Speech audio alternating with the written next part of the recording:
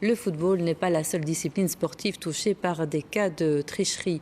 À la fin du mois de janvier, un premier cas de dopage technique a été détecté lors des championnats du monde de cyclocross à Heusden-Zolder. Du coup, la Fédération cycliste Wallonie-Bruxelles a décidé de renforcer les contrôles. Exemple, aujourd'hui, à Villers-le-Temple, dans la province de Liège. Natacha Mann. À quelques dizaines de minutes du début de la première course cycliste amateur de la saison, les coureurs se tiennent prêts. Mais aujourd'hui, la préparation est quelque peu différente. Surprise, leur vélo va être contrôlé afin de s'assurer qu'ils n'y ont pas caché de petits moteurs. Une première en Wallonie. Tout le monde doit être sur le même pied d'égalité.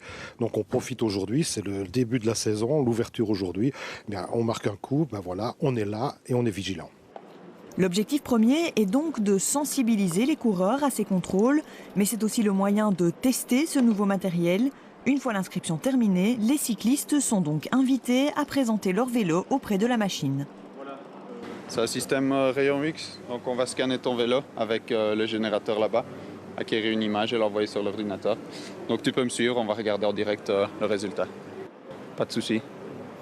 C'est bon pour le service. Ce type de système est utilisé principalement par les équipes de déminage, de la police, de l'armée, dans les aéroports également. Le détecteur va en fait recevoir les rayons X pour les transformer en une image et envoyer en temps réel à l'ordinateur qu'on voit ici et avoir une image de ce type, donc pour voir vraiment ce qui se passe dans le cadre du vélo.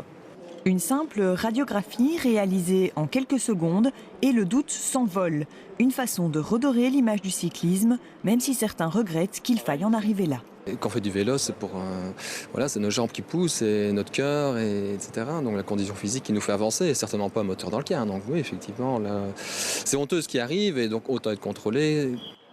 Aujourd'hui, aucun contrôle ne s'est avéré positif, mais la Fédération du cyclisme ne s'arrêtera pas là. La course contre le dopage technologique est en marche. Les éventuels fraudeurs sont donc d'ores et déjà prévenus.